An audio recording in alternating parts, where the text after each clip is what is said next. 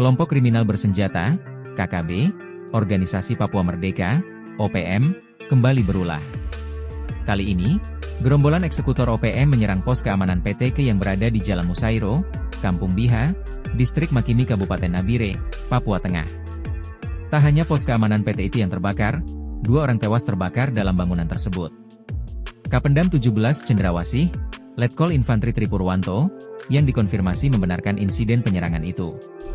Kapendam menyebut penyerangan terjadi sekitar pukul 13.30 hingga pukul 15 WIB. Kapendam menyebut, saat ini aparat keamanan sudah mendatangi lokasi kejadian.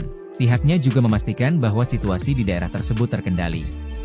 Terkait dengan identitas kedua korban yang meninggal dunia, Kapendam menyatakan bahwa pihaknya masih menunggu hasil identifikasi terhadap kedua korban.